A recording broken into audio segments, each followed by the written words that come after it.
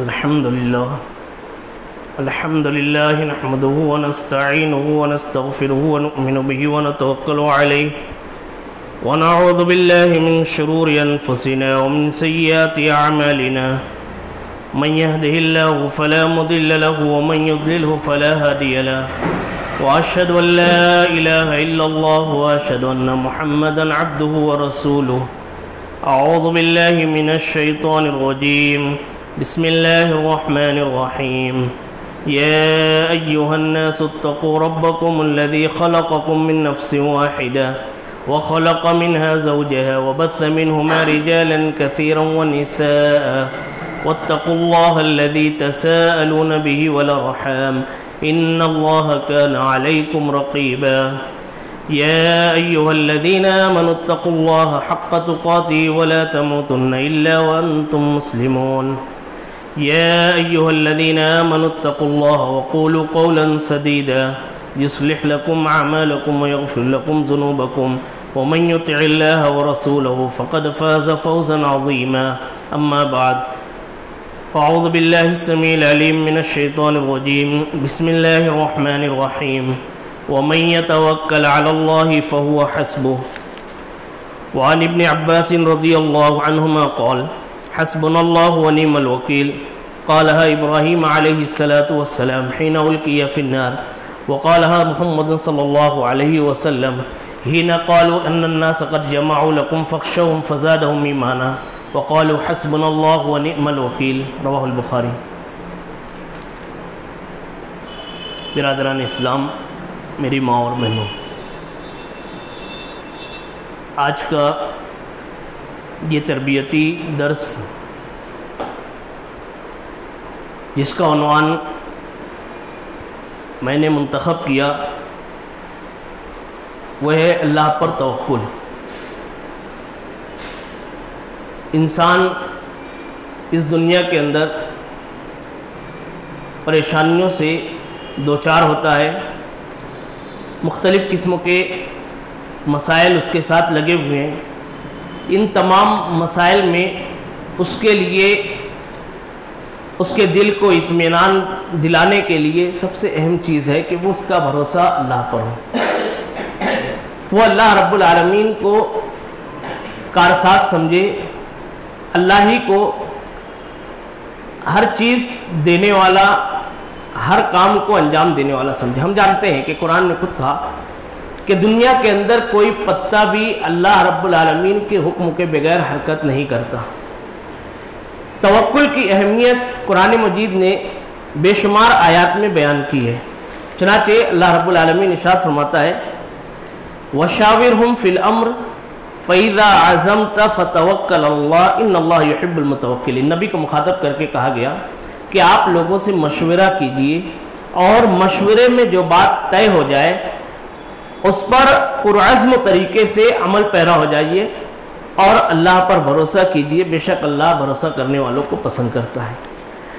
اس سے دو چیزیں معلوم ہوئی، ایک تو مشورے میں برکت کہ آدمی کو کسی کام کے انجام دینے سے پہلے اس کے جاننے والے اور اس کو سمجھنے والے، مسائل کو سمجھنے والوں سے مشورہ کر لینا چاہیے اور اس کے بعد جو فیصلہ ہو اس پر وہ عمل کرے۔ اسباب اختیار کرنے کے بعد اللہ پر بھروسہ کیا جائے۔ اسباب کو اختیار کرنا بھی ضروری ہے۔ جیسے پانی ہمارے گھروں کے اندر آتا ہے، کیسے آتا ہے؟ پائپ کے ذریعے سے پائپ بچھایا جاتا ہے، اس کو پانی کے جہاں سے آتا ہے وہاں سے جوڑا جاتا ہے، اس کے بعد اس ذریعے اور اس سبب کے وہ پانی ہمارے گھروں تک آتا ہے۔ تو یہ سبب ہے، پائپ سبب ہے جس سے پانی ہمارے گھروں تک آتا ہے، لیکن پورا بھروسہ اس ذات پر، اس اللہ پر جو ان تمام اسباب کو پیدا کرنے والی ہے۔ ہم نے ساری چیزیں کر لی، سارے اسباب اختیار کر لیے، ہم صرف ان اسباب پر بھروسہ نہ کریں بلکہ اللہ رب العالمین پر ہمارا بھروسہ ہونا چاہیے۔ اگر پائپ لگا ہوا ہو اور پانی نہ آئے تو پائپ کا کوئی فائدہ نہیں ہے، اسباب کے ساتھ ساتھ اللہ رب العالمین پر بھروسہ ہونا چاہیے۔ اسی طریقے سے اللہ رب العالمین نے دوسری جگہ ارشاد فرمایا وَمَن يَتَّقِ اللَّهَ يَجْعَلْ لَهُ مَخْرَجًا، جو شخص اللہ کا تقوی اختیار کرتا ہے اللہ رب العالمین اس کو پریشانیوں اور مصیبتوں سے نکلنے کا راستہ پیدا کر دے گا۔ وَيَرْزُقْهُ مِنْ حَيْثُ لَا يَحْتَسِبُ، اور اسے ایسی جگہ سے روزی دے گا کہ جہاں سے اس کو گمان بھی نہیں ہوگا۔ وَمَن يَتَوَکَّلْ عَلَى اللَّهِ فَهُوَ حَسْبُهُ، جو اللہ پر بھروسہ کرتا ہے تو اللہ اس کے لیے کافی ہو جاتا ہے۔ إِنَّ اللَّهَ بَالِغُ أَمْرِهِ، سارے معاملات اللہ ہی کی جانب پر لوٹنے والے ہیں۔ قَدْ جَعَلَ اللَّهُ لِكُلِّ شَيْءٍ قَدْرًا، تحقیق اللہ تعالیٰ نے ہر چیز کو اس کی مقدار کے مطابق پیدا کیا ہے۔ اللہ رب العالمین نے ہر چیز کو پیدا کیا ہے، دنیا کی ساری چیزیں اللہ ہی کی ملکیت ہیں، اس لیے اس کے دینے کا اختیار بھی اللہ ہی کے ہاتھ میں ہے۔ یہ توحید کی سب سے عظیم صورت ہے کہ آدمی کا پورا بھروسہ اللہ رب العالمین پر ہو جائے۔ ابھی حدیث کے ذریعے سے یہ چیزیں واضح ہو جائیں گی۔ اسی طریقے سے اللہ نے فرمایا قُلْ أَفَرَأَيْتُم مَّا تَدْعُونَ مِن دُونِ اللَّهِ، بھلا بتاؤ کہ جن کو تم اللہ کے علاوہ پکارتے ہو، اگر اللہ مجھ کو کوئی تکلیف پہنچانا چاہے تو کیا ان میں سے کوئی ہے جو مجھ سے تکلیف کو دور کر دے؟ اللہ کے نبی صلی اللہ علیہ وسلم کو کہا گیا کہ آپ ان کافروں سے پوچھیے اس کے بارے میں کہ کیا اگر اللہ مجھ کو تکلیف پہنچانا چاہے یہ مجھ کو میری تکلیف کو دور کر سکتے ہیں؟ یعنی ان کے اندر کوئی طاقت نہیں ہے، یہ کچھ نہیں کر سکتے۔ جو ذات ہے وہ اللہ کی ذات ہے، کرنے والی ذات اللہ کی ذات ہے، ہمیں اسی پر بھروسہ ہے۔ آئیے سب سے پہلے ہم یہ دیکھتے ہیں کہ توکل کب کرنا ہے۔ پہلے اسباب کو اختیار کرنا ہے۔ توکل کی اہمیت اور فضیلت، اس کی افادیت ہم اور آپ سن چکے ہیں بارہا۔ بڑی مشہور روایت ہے کہ عبداللہ ابن عباس رضی اللہ عنہ کہتے ہیں کہ رسول صلی اللہ علیہ وسلم نے فرمایا کہ میرے اوپر امتیں پیش کی گئیں، میں نے دیکھا کہ ایک کوئی نبی ہے اور اس کے ساتھ پوری ایک جماعت ہے، وَالنَّبِيُّ مَعَهُ رَجُلٌ وَرَجُلَانِ، اور کوئی نبی ہے جس کے ساتھ ایک یا دو آدمی ہے، وَالنَّبِيُّ وَلَيْسَ مَعَهُ أَحَدٌ، اور کوئی نبی ہے جس کے ساتھ کوئی بھی نہیں ہے۔ پھر اچانک میں نے نگاہ اٹھائی تو میں نے ایک بڑی جماعت کو دیکھا، میں نے سوچا کہ ہو سکتا ہے یہ میری امت کے لوگ ہیں۔ پھر مجھ سے کہا گیا کہ یہ موسیٰ اور اس کی قوم کے لوگ ہیں، اس نبی کے ساتھ جو لوگ نظر آ رہے ہیں یہ موسیٰ علیہ السلام ہے اور یہ موسیٰ علیہ السلام کی قوم کے لوگ ہیں۔ وَلَكِنْ انظُرْ إِلَى الْأُفُقِ، آپ سے کہا گیا کہ آپ افق کی جانب نگاہ اٹھائیے۔ اللہ کے نبی صلی اللہ علیہ وسلم نے فرمایا کہ میں نے جب ادھر دیکھا تو میں نے ایک بہت بڑی جماعت دیکھی۔ پھر مجھ سے کہا گیا کہ دوسری جانب آپ نگاہ دوڑائیے، دوسری جانب نگاہ دوڑائی تو ادھر بھی بہت سے لوگ تھے۔ مجھ سے کہا گیا یہ آپ کی امت ہے۔ ساتھ ہی ساتھ اللہ کے نبی صلی اللہ علیہ وسلم کو کہا گیا کہ اس میں یہ جو جماعت آپ کو نظر آ رہی ہے اس میں 70,000 ایسے لوگ ہیں جو بغیر حساب اور بغیر عذاب کے جنت میں چلے جائیں گے، یعنی ان سے کوئی باس پرسو نہیں ہوگی، وہ بغیر حساب کتاب کے جنت میں چلے جائیں گے۔ اتنی بات اللہ کے نبی صلی اللہ علیہ وسلم نے بیان کی اور وہاں سے اٹھ کر چلے گئے، آپ اپنے گھر میں گئے۔ ادھر صحابہ کرام کے درمیان اس معاملے کو لے کر بحث ہونے لگی۔ کسی نے کہا کہ یہ وہ لوگ ہوں گے اللہ کے نبی جنہوں نے اللہ کے نبی صلی اللہ علیہ وسلم کی صحبت اختیار کی، یعنی صحابہ کرام۔ کچھ لوگوں نے کہا کہ نہیں، ہم تو یہ سمجھتے ہیں کہ یہ وہ لوگ ہوں گے جو اسلام میں پیدا ہوئے، یعنی ہماری اولادیں۔ صحابہ کرام نے کہا کہ ہماری اولادیں جو مسلمان پیدا ہوں گے اور مسلمان ہی رہیں گے، یہ وہ لوگ مراد ہوں گے۔ اس قسم کی بہت سی باتیں صحابہ کرام کے درمیان ہوئی۔ نبی کریم صلی اللہ علیہ وسلم تھوڑی دیر کے بعد واپس آئے۔ اللہ کے نبی صلی اللہ علیہ وسلم نے پوچھا کہ کس چیز کے بارے میں آپ لوگ بحث کر رہے تھے؟ تو صحابہ کرام نے کہا کہ آپ نے جو بات بیان کی کہ 70,000 لوگ بغیر حساب کتاب کے جنت میں جائیں گے، ہم ان کے بارے میں بات کر رہے تھے۔ تو اللہ کے نبی صلی اللہ علیہ وسلم نے فرمایا ہم الذین لا یرقون ولا یسترقون ولا یتطیرون وعلی ربہم یتوکلون، یہ وہ لوگ ہوں گے جو جھاڑ پھونک نہیں کرتے اور نہ ہی جھاڑ پھونک کرواتے ہیں، نہ جھاڑ پھونک کرتے ہیں نہ جھاڑ پھونک کرواتے ہیں، اور نہ ہی فال نکالتے ہیں، بدشگونی لیتے ہیں، اور اپنے رب پر بھروسہ کرتے ہیں۔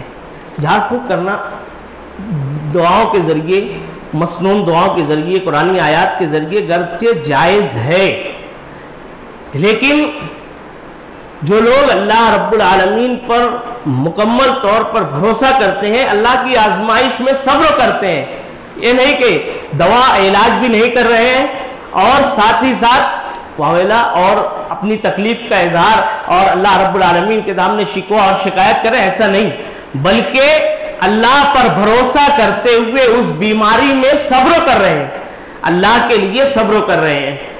آج کئی بیماریاں ایسی ہیں جو مستقل اور دائمی بیماریاں ہیں، شوگر کے مریض کو لے لیجئے، اسی طریقے سے ہارٹ کا پرابلم جس کو ہو گیا اس کو لے لیجئے، برین پرابلم ہو جاتا ہے کسی کو، تو یہ اس قسم کی جو بیماریاں ہیں اس کو آدمی اللہ کی آزمائش سمجھ کر جو اس کے ذرائع ہیں اس کو ختم کرنے کے وہ دوائیں استعمال کرتا رہے اور اللہ پر بھروسہ کرتا رہے، بہت زیادہ اس سلسلے میں لوگوں کو بولتا نہ پھرے کہ مجھ کو یہ بیماری لاحق ہو گئی، اس طریقے کی تکلیف ہے، ایسی تکلیف ہے، یہ نہیں، بلکہ اللہ پر بھروسہ کرتے ہوئے اس پر صبر کرے۔ لا یرقون، وہ لوگ رقیہ نہیں کرتے ہیں، جھاڑ پھونک نہیں کرتے ہیں۔ صاحب مشرکین اور پہلے کے لوگ بھی یہ جھاڑ پھونک اور یہ منتر کرایا کرتے تھے، چنانچہ اللہ رب العالمین نے قرآنی آیات کے ذریعے سے اسلام میں بھی اس کو مشروع قرار دیا، یہ جائز ہے، لیکن اللہ رب العالمین پر بھروسہ کرتے ہوئے آدمی ان چیزوں کو اختیار کرنے میں بھی احتیاط سے کام لے۔ فقام عکاشہ ابن محصن، جب اللہ کے نبی صلی اللہ علیہ وسلم نے یہ بات بیان کی تو عکاشہ بن محصن رضی اللہ تعالیٰ عنہ کھڑے ہوئے اور انہوں نے کہا کہ اللہ کے نبی صلی اللہ علیہ وسلم دعا کیجئے کہ اللہ تعالیٰ مجھے انہی میں سے کر دے، تو آپ نے کہا کہ تم انہی میں سے ہو۔ ایک اور آدمی کھڑے ہوئے، انہوں نے کہا کہ اللہ کے نبی صلی اللہ علیہ وسلم میرے لیے دعا کر دیجئے کہ اللہ تعالیٰ مجھ کو انہی میں سے کر دے۔ اللہ کے نبی صلی اللہ علیہ وسلم نے کہا کہ عکاشہ تم پر سبقت لے گئے، نیکیوں میں آگے بڑھنا ایک وقت ہوتا ہے ہر چیز کا۔ اللہ کے نبی صلی اللہ علیہ وسلم نے بیان کیا فوراً جذبے کے ساتھ اور پورے اللہ رب العالمین پر اعتماد کرتے ہوئے، اس کو عکاشہ رضی اللہ تعالیٰ عنہ نے فوراً کہہ دیا کہ اللہ کے نبی صلی اللہ علیہ وسلم میرے لیے دعا کیجئے۔ کبھی کبھی ایسا ہوتا ہے، صدقے کا اعلان ہوتا ہے، آدمی سوچتا ہے کہ میں کر لوں لیکن اس سے پہلے کوئی اور کر دیتا ہے، تو وہ سبقت لے جانے والا ہے، اور سبقت لے جانے والے کو اللہ رب العالمین درجات میں بھی بلندی عطا کرے گا۔ یہ اللہ کا فضل ہے، آدمی کوشش کرتا رہے، کوشش سے پیچھے نہ ہٹے۔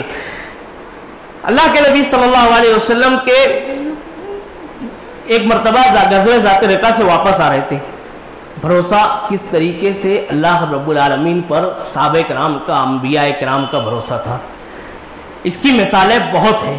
حضرت موسیٰ علیہ السلام کی زندگی میں دیکھ لیجئے کہ حضرت موسیٰ علیہ السلام جب لشکر کو لے کر اپنے قوم کو لے کر نکلے ہیں، پیچھے لشکر ہے اور سامنے دریا ہے، قوم کہتی ہے کہ موسیٰ اب تو مارے گئے، قرآن نے کہا کہ ان کی جانیں ہلاک تک آ گئی، اس طریقے سے وہ خوفزدہ ہو گئے، ان کی آنکھیں پھٹ پڑی اور وہ کہنے لگے کہ موسیٰ اب تو پکڑے گئے، بہتر ہوتا کہ وہیں رہتے اور ان کی خدمت کرتے رہتے، کم سے کم زندہ تو رہتے۔ موسیٰ علیہ السلام کا اللہ پر بھروسہ تھا اور کہا کہ مجھ کو بچانے والی ذات اللہ کی ذات ہے، میں اللہ پر بھروسہ کرتا ہوں۔ چنانچہ اللہ رب العالمین نے حکم دیا موسیٰ تمہارے ہاتھ میں لاٹھی ہے، اس کو دریا پر ماریے۔ دریا پر مارا اور اللہ رب العالمین نے راستہ دے دیا، راستہ بنا دیا اس سمندر میں۔ یہ اللہ رب العالمین پر انبیاء کرام کا بھروسہ تھا۔ چنانچہ نبی کریم صلی اللہ علیہ وسلم اس توکل میں اعلیٰ مقام پر فائز تھے۔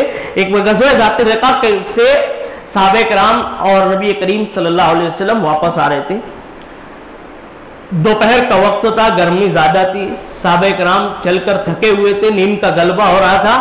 چنانچہ اللہ کے نبی صلی اللہ علیہ وسلم ایک کھاردار جھاڑیوں کے جھنڈ کے پاس سے گزرے تو آپ نے کہا کہ یہیں مقام کرتے ہیں، رک جاتے ہیں۔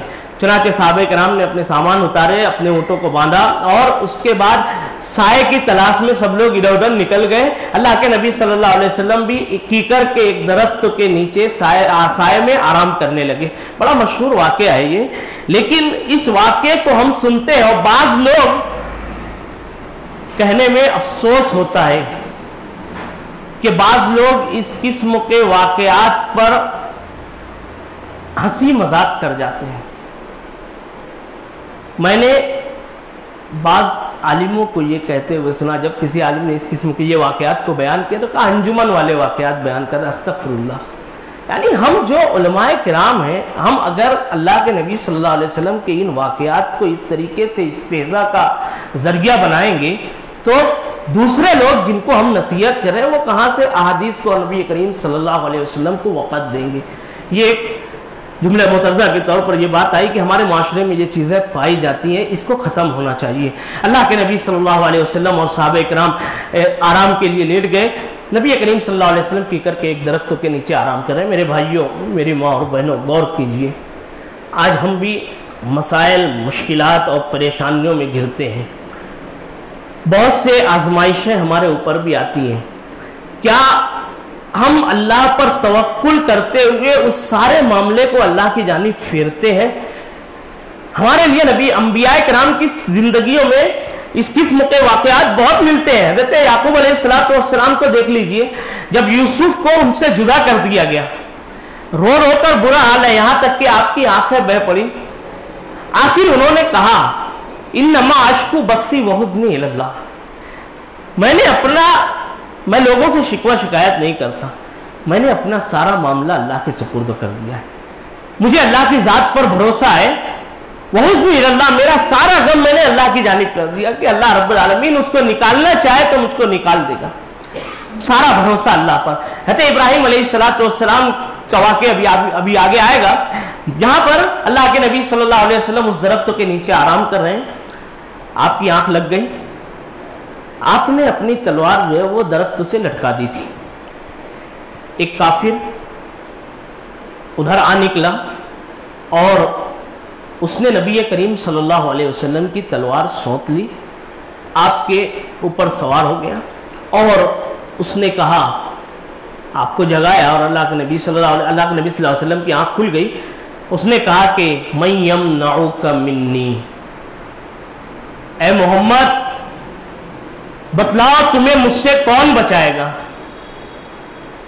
آپ اٹھ کر بیٹھ گئے، بڑے اطمینان کے ساتھ اللہ کے نبی صلی اللہ علیہ وسلم جواب دیتے ہیں کہ اللہ۔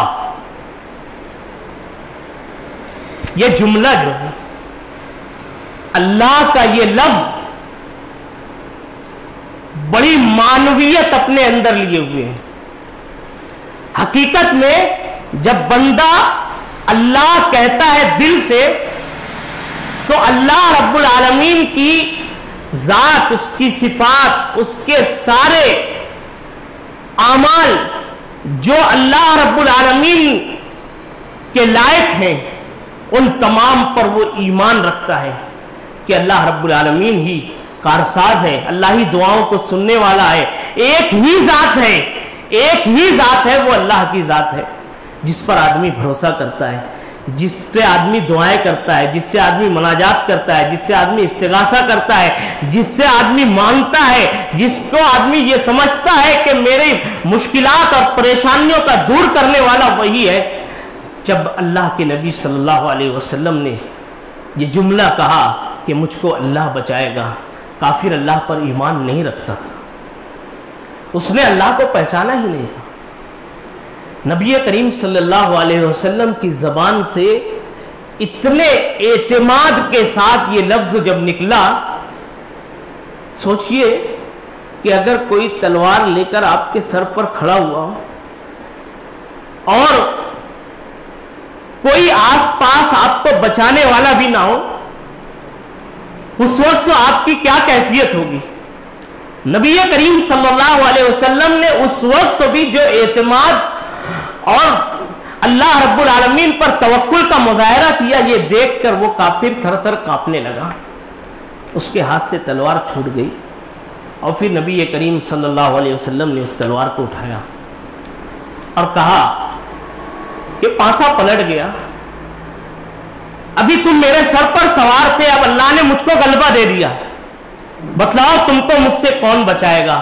تو اس نے کہا کہ اللہ کے نبی صلی اللہ علیہ وسلم آپ بہت اچھے تلوار پکڑنے والے ہیں۔ اس نے ان الفاظ کے ساتھ اللہ کے نبی صلی اللہ علیہ وسلم سے گویا کہ التجا کی کہ اللہ کے نبی صلی اللہ علیہ وسلم محمد مجھے امان دے دیجئے. اللہ کے نبی صلی اللہ علیہ وسلم، ایک روایت جو بخاری کی ہے اس میں ہے کہ اللہ کے نبی صلی اللہ علیہ وسلم کے ساتھ جب یہ معاملہ ہو گیا، اللہ کے نبی صلی اللہ علیہ وسلم نے آواز دی، صحابہ کرام آئے اور آپ نے پورا واقعہ ان کو بتایا، اور بتانے کے بعد کچھ بھی آپ نے سرزنش نہیں کہ آپ بیٹھ گئے، اس کو کچھ نہیں کہا، کچھ بھی نہیں کہا. اس میں نبی کریم صلی اللہ علیہ وسلم کے عفو و درگزر اور آپ صلی اللہ علیہ وسلم کی رفقت کا کتنے مہربان تھے اللہ کے نبی صلی اللہ علیہ وسلم. اسی کے ساتھ ساتھ اللہ رب العالمین پر آپ کا کیسا بھروسہ تھا. چنانچہ اللہ کے نبی صلی اللہ علیہ وسلم نے اس کو چھوڑ دیا. دوسری روایتوں میں، ترمذی وغیرہ کی روایتوں میں آتا ہے کہ اللہ کے نبی صلی اللہ علیہ وسلم نے اس کو چھوڑ دیا. وہ اپنی قوم میں گیا. پہلے تو اللہ کے نبی صلی اللہ علیہ وسلم نے اس سے پوچھا کہ کیا تم مجھ پر اللہ پر ایمان رکھتے ہو، مجھ کو اللہ کا رسول مانتے ہو؟ تو اس نے کہا کہ نہیں. اللہ کے نبی صلی اللہ علیہ وسلم نے اس کو چھوڑ دیا. وہ اپنی قوم میں گیا تو کہا کہ میں بہت اچھے شخص کے پاس سے ہو کر آیا ہوں، اور قوم میں پہنچ کر اس نے اسلام قبول کر لیا. وہاں جا کر اس نے اسلام قبول کر لیا. بہرحال اس سے کئی چیزیں معلوم ہوئی کہ کافروں کے ساتھ بھی ہمدردی کرنا چاہیے. نہیں جانتے، اللہ کے نبی صلی اللہ علیہ وسلم کا معاملہ یہی تھا. آپ دیکھیے جنگ کے میدان میں بھی اللہ کے نبی صلی اللہ علیہ وسلم نے کیسے کیسے احکامات دیے. آپ نے کہا کہ دیکھو، بھاگنے والے کا پیچھا مت کرو، جو بوڑھا ہے اس کو چھوڑ دو، بچوں پر ہاتھ نہ اٹھاؤ، عورتوں کے اوپر ہاتھ نہ اٹھاؤ. یہ اللہ کے نبی صلی اللہ علیہ وسلم کی تعلیمات ہیں، اور اس پر آپ صلی اللہ علیہ وسلم عمل پیرا تھے. ایسے ہی ہمیں بھی اللہ پر بھروسہ کرنا چاہیے.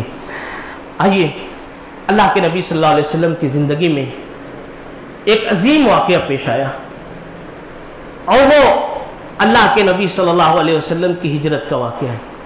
نبی کریم صلی اللہ علیہ وسلم اور حضرت ابوبکر صدیق رضی اللہ تعالیٰ عنہ کے بارے میں اعلان ہو گیا کہ جو بھی انہیں زندہ یا مردہ لے کر آئے گا انہیں 100 اونٹ انعام دیا جائے گا.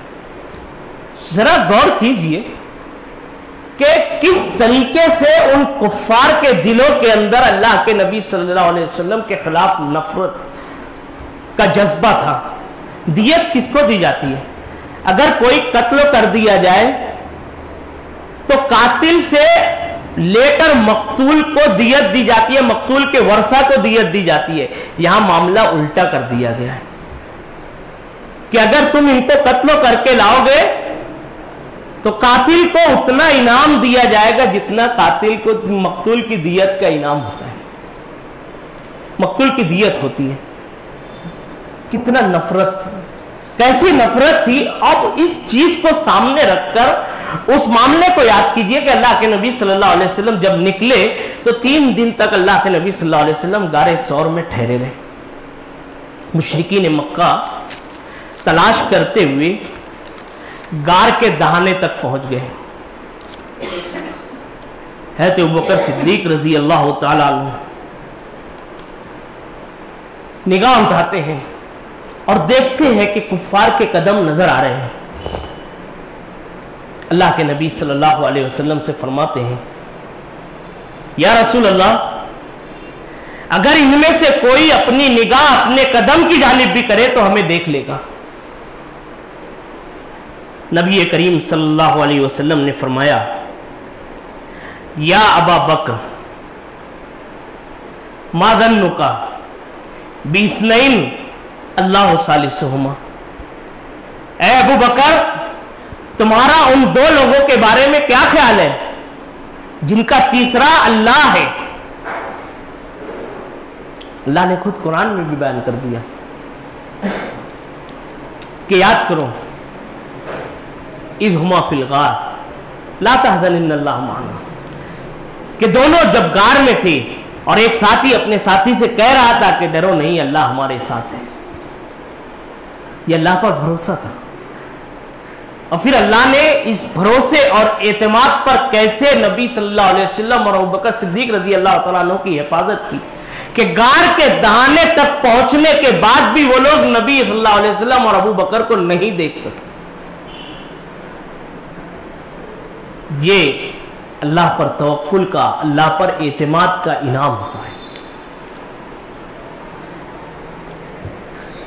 ایک تو یہ کہ آدمی کو توکل اسباب کو اختیار کرنے کے بعد کرنا چاہیے. جتنی چیزیں ہیں ہم نے ان میں اس بات پر غور کیا, جتنی باتیں ابھی تک بیان کی گئی.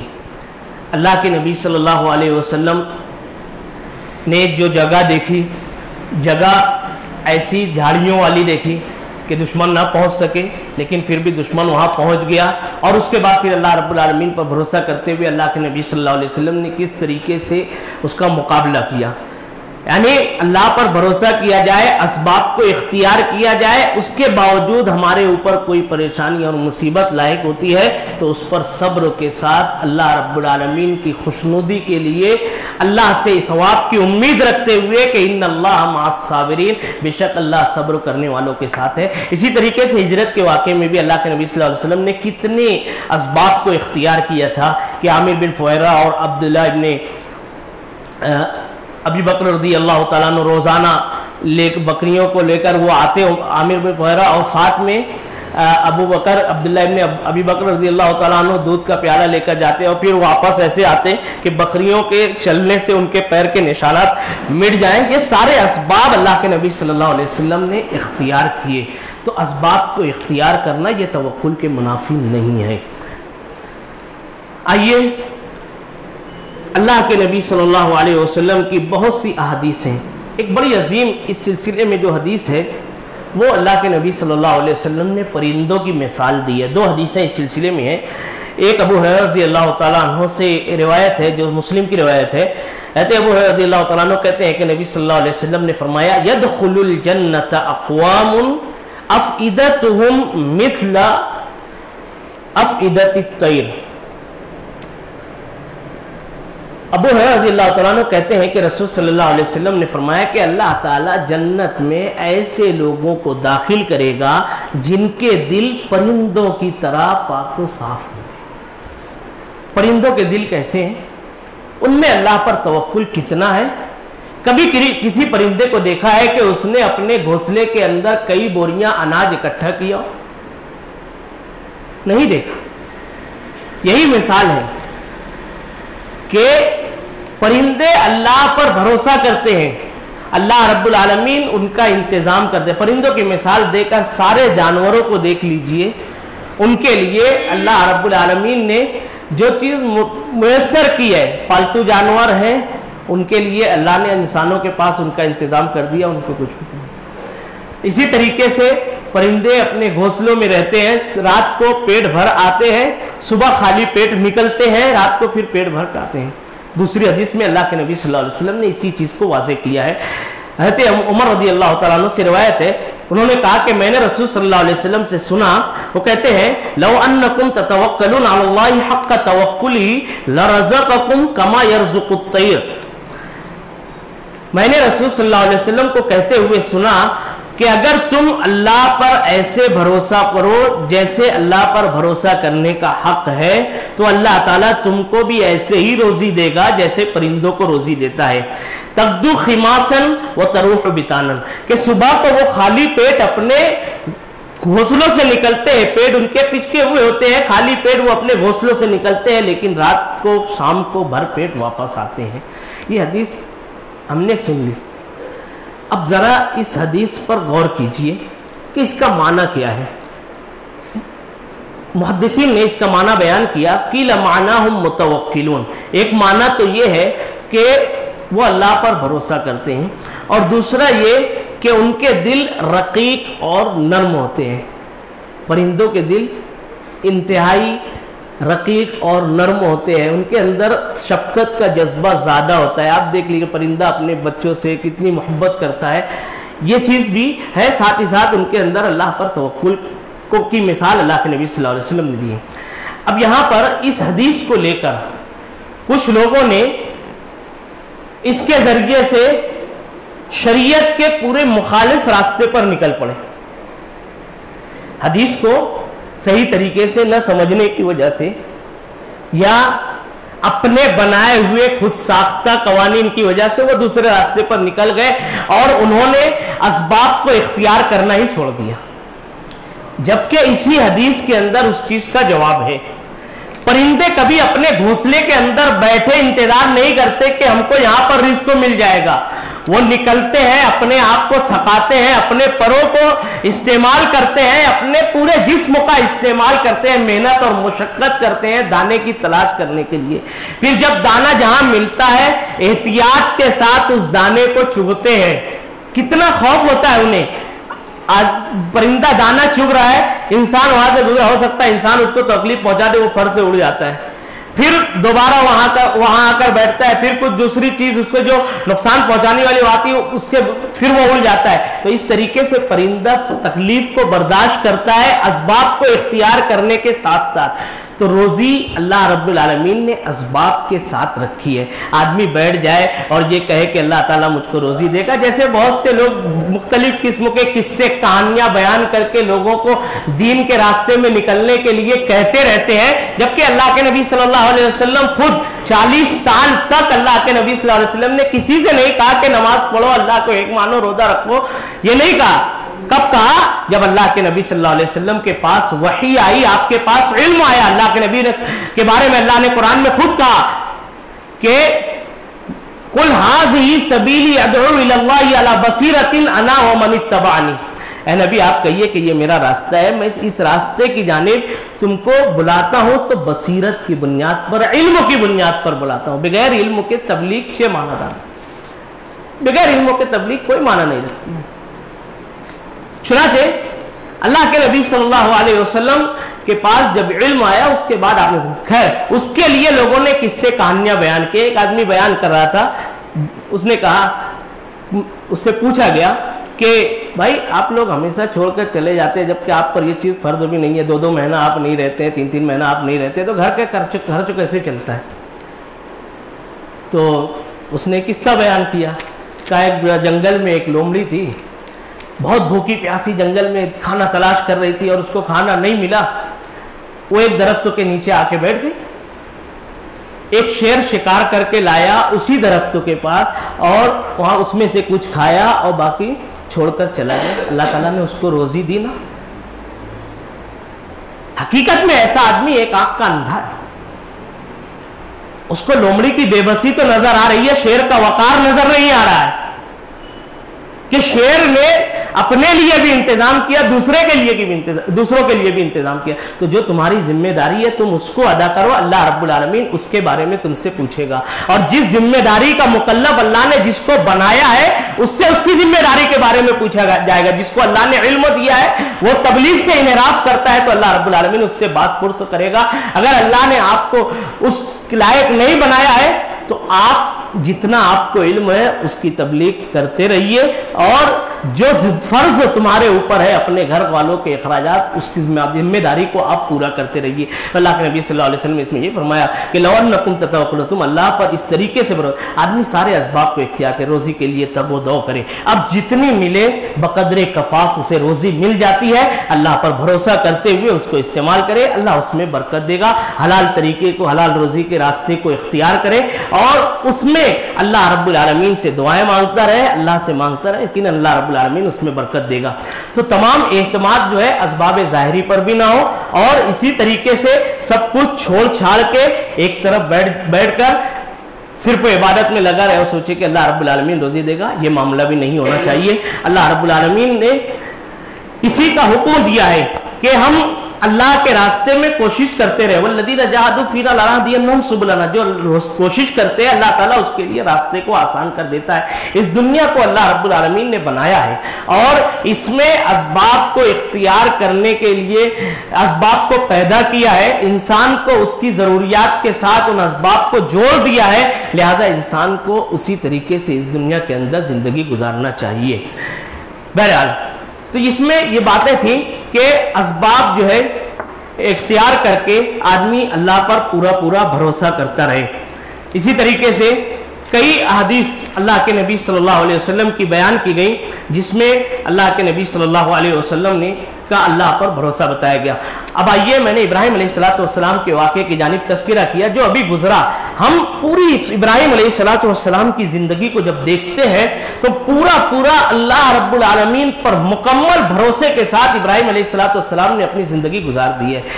گھر بار چھوڑ دیا، वतन को छोड़ दिया, कोई जरिया आमदनी नहीं, कुछ जरिया नहीं, लेकिन अल्लाह रब्बुल आलमीन का जब हुक्म आया तो इब्राहिम अलैहिस्सलाम ने सब कुछ छोड़ दिया, निकल गए। अल्लाह मुसब्बिबुल अस्बाब भी है। जब अल्लाह ने हुक्म दिया है, नबी को अल्लाह ने हुक्म दिया, तो उस तरीके से अल्लाह ने उनको सब्र भी दिया। आप देखिए इब्राहिम अलैहिस्सलाम सब्र और शुक्र के साथ सारे मसाइल को झेलते चले गए। घर से निकाले गए, बाप ने कह दिया लार जुमन का वाहजुरनी मलिया, अगर तू अपनी बात से बाज नहीं आया तो मैं पत्थर मार मार के संसार कर दूंगा। कोई शिकवा शिकायत बाप से नहीं की, काला सलामुन अलैक सास तकफुर। अपने दीन को बचाने के लिए आदमी को अगर इस तरीके का रास्ता इख्तियार करना पड़े तो इख्तियार कर सकता है। चुनाचे अल्लाह हज़रत इब्राहिम अलैहिस्सलाम की ज़िंदगी का ये सबक भी है। चुना इब्राहिम अलैहिस्सलाम ने कहा काला सलामुन अलैक। देखिए बाप था, बाप की इज्जत एहतराम इब्राहिम अलैहिस्सलाम के दिल में कितना था। घर से निकाल रहे हैं, धमकी दे रहे हैं, लेकिन इब्राहिम अलैहिस्सलाम की ज़बान में जो मोहब्बत के अल्फाज थे उसमें फ़र्क नहीं आया। काला सलामुन अलैक, अब्बा जान सलाम, सास्तगफिरुलका रब्बी, मैं मेरे रब से तुम्हारे बारे में ज़रूर इस्तिग़फ़ार करता रहूँगा। चुनांचे वहाँ से निकल गए, कौम को समझाया। कौम ने क्या कहा, हर रेकू वंसुरु आलिहतकुम, आग में जलाओ और अपने माबूदों की मदद करो। मज़ा का खेल जुमला था। बहरहाल इब्राहिम अलैहिस्सलाम को आग में डाला गया। आग में डाला जा रहा है। जिब्रील अलैहिस्सलाम पूछते हैं कि इब्राहिम कहो तो बचा लिया जाए। कहा अगर अल्लाह रब्बुल आलमीन मुझको जलाना चाहता है तो मैं उससे ना जलने की दुआ भी नहीं मांगता। हस्बुनल्लाहु व निअमल वकील। आग में डाला जा रहा था, इब्राहिम अलैहिस्सलाम ने ये जुमला अदा किया, हमारे लिए अल्लाह काफ़ी और बड़ा कारसाज है। कैसा कारसाज हुआ अल्लाह रब्बुल आलमीन। गौर कीजिए कि इब्राहिम अलैहिस्सलाम ने सिर्फ एक जुमला कहा कि मेरा पूरा एतमाद अल्लाह रब्बुल आलमीन पर है। हस्बुनल्लाहु व निअमल वकील, मेरे लिए अल्लाह काफ़ी है और बेहतरीन कारसाज है। अल्लाह रब्बुल आलमीन ने सारे जरियों को हटा दिया और फिर आग को हुक्म दिया, या नारो कूनी बरदम व सलामन अला इब्राहिम, ऐ आग तो ठंडी और सलामती वाली हो जाए इब्राहिम पर। जब अल्लाह पर आदमी का एतमाद इस मुकाम पे पहुंच जाता है तो फिर अल्लाह रब्बुल आलमीन चीजों की तासीर को खत्म कर देता है। आग का काम है जलाना, लेकिन वो आग इब्राहिम के लिए गुलो गुलजार बन गई। वहां से निकले। उसके बाद नमरूद के दरबार में जो मुकालमा हुआ, कितने एतमाद के साथ इब्राहिम अलैहिस्सलाम ने उसका जवाब दिया। पहले कहा कि मेरा रब वो है जो जिंदा करता है और मारता है। बेवकूफ था। दो कैदी बुलाए, दोनों को मौत की सजा थी, एक को जिंदा छोड़ दिया, एक को कत्ल कर दिया। कहा मैं भी जिंदा करता हूं, मारता हूं। इब्राहिम अलैहिस्सलाम ने इस बेवकूफ़ी का जवाब अक्लमंदी से दिया और फरमाया मेरा रब वो है जो सूरज को मशरिक से निकालता है, मगरिब में गुरूब करता है। अगर तू अपने रब होने का दावा करता है तो सूरज को मगरिब से निकाल। फबुहितल्लज़ी कफ़र, लाजवाब हो गया। कितने एतमाद के साथ इब्राहिम अलैहिस्सलाम ने बादशाह वक्त की आंखों में आंखें डालकर तौहीद की दावत पेश की। वहाँ से निकले, मिस्र से गुजर रहे थे। वहाँ जो मामलात पेश आए हज़रत सारा अलैहिस्सलाम के साथ, फिर उन्होंने हज़रत हाजरा लौंडी की सूरत में उनको हिबा कर दी। हज़रत इब्राहिम अलैहिस्सलाम को हज़रत सारा ने उस लौंडी को हिबा कर दिया और आपके हज़रत हाजरा के बत्न से अल्लाह ने इस्माइल जैसा बेटा अता किया। 80 साल की उम्र में, बुढ़ापे में जो औलाद नरीना अल्लाह रब्बुल आलमीन ने दी, फौरन अल्लाह रब्बुल आलमीन ने मुतालबा कर लिया कि उठाओ बीवी और बच्चे को बेआब हो गया मैदान में छोड़ो। कितना एतमाद था। जरा गौर कीजिए इब्राहिम अलैहिस्सलाम के इस तवक्कुल पर और हजरत हाजरा अलैहिस्सलाम के अल्लाह रब्बुल आलमीन पर तवक्कुल। ये पूरा घराना एक मुआशरे के लिए, एक घर के सुकून के लिए चारों लोगों का साले होना इंतहाई ज़रूरी है। शौहर, बीवी, बेटा, माँ बाप, चारों अगर साले और नेक हैं तो ये मुआशरा, ये घर पुरसुकून घर होगा। एक भी गैर साले है तो पूरा घर जहन्नम बना रहता है। हज़रत इब्राहीम अलैहिस्सलातु वस्सलाम का पूरा घराना साले और नेक था, अल्लाह पर एतमाद करने वाला था। बेआब हो गया, मैदान में बीवी और बच्चे को छोड़कर वापस आ रहे हैं। हज़रत हाजर अलैहिस्सलातु वस्सलाम पीछे दौड़ रही है। इब्राहिम किसके सहारे छोड़कर जा रहे हो? जवाब देना गवारा नहीं। कहा अल्लाह का हुक्म है। फरमाया हाँ अल्लाह का हुक्म है। कहा इज़ल्ला युज़य्युना, भरोसा देखिए अल्लाह पर। जब अल्लाह का हुक्म है तो अल्लाह हमको ज़ाहिर नहीं करेगा। अल्लाह ने हाजर अलैहिस्सलातु वस्सलाम के इस जुमले की लाज रख ली। हज़रत इस्माइल अलैहिस्सलातु वस्सलाम प्यासे हुए सफ़ा मरवा की सही कर रहे, दौड़ रही हैं कि कहीं पानी नजर आ जाए। अल्लाह रब्बुल आलमीन ने इस्माइल की एड़ियों के पास से चश्मा जारी कर दिया, ये इनाम दिया। वइज़ तला इब्राहीम रब्बुहु बिकलिमातिन फ़अतम्महुन क़ाल इन्नी जाइल। और आखिरी इम्तिहान जो हुआ, इस्माइल को मुंह के बल जमीन पर लेटा दिया, गले पर छुरी फेर दी। वनादैनाहु या इब्राहीम कद सद्दक़्ता रुया इन्ना कज़ालिका नज्ज़िल मुहसिनीन। भरोसा इतना था कि अगर अल्लाह रब्बुल आलमीन हुक्म देगा तो ये छुरी चलेगी, अगर नहीं देगा तो ये छुरी इस्माइल को कुछ भी नुकसान नहीं पहुंचा सकती। और हुआ यही। अल्लाह रब्बुल आलमीन पर इतना एतमाद, अल्लाह रब्बुल आलमीन की फर्मा बरदारी का ये जज्बा, हकीकत में तवक्कुल हमें इसी बात की जानिब ले जाता है कि जब आदमी पूरे तरीके से अल्लाह की ज़ात को पहचान लेता है, अल्लाह को मान लेता है और अल्लाह की सिफ़ात को समझ लेता है, तो फिर उसका भरोसा इसी पर हो जाता है कि अब वो सिर्फ़ और सिर्फ अल्लाह ही को कारसाज समझता है। वो ये समझता है कि दुनिया की कोई ताकत मुझे कोई नुकसान नहीं पहुंचा सकती मगर उतना जितना अल्लाह रब्बुल आलमीन ने लिख दिया है, और दुनिया की कोई ताकत मुझे कोई नफ़ा नहीं पहुंचा सकती मगर उतना ही जितना अल्लाह ने मेरे लिए लिख दिया है। अल्लाह रब्बुल आलमीन से दुआ है कि अल्लाह रब्बुल आलमीन हमें अपनी ज़ात को समझने की तौफ़ीक़ अता फ़रमाए। रब्बुल आलमीन हकीकी माना में जैसे अंबिया किराम ने, नबी करीम सल्लल्लाहु अलैहि वसल्लम ने, सहाबा किराम ने अल्लाह पर तवक्कुल की मिसालें पेश की, रब्बुल आलमीन हमें भी अपनी ज़ात पर तवक्कुल की वो तौफ़ीक़ अता फ़रमाए। रब्बुल आलमीन हमें जब तक इस दुनिया में ज़िंदा रखे, इस्लाम पर ज़िंदा रखे, उसी पर अल्लाह रब्बुल आलमीन हमारा ख़ात्मा फ़रमाए। आमीन व आखिरु दाअवाना अल्हम्दुलिल्लाहि रब्बिल आलमीन। बारकल्लाहु लना व लकुम फ़िल क़ुरआन व नफ़अनी व इय्याकुम बिल आयति व ज़िक्रिल हकीम। इन्नहु तआला जवादुन करीमुन मलिकुन बर्रुर रहीम।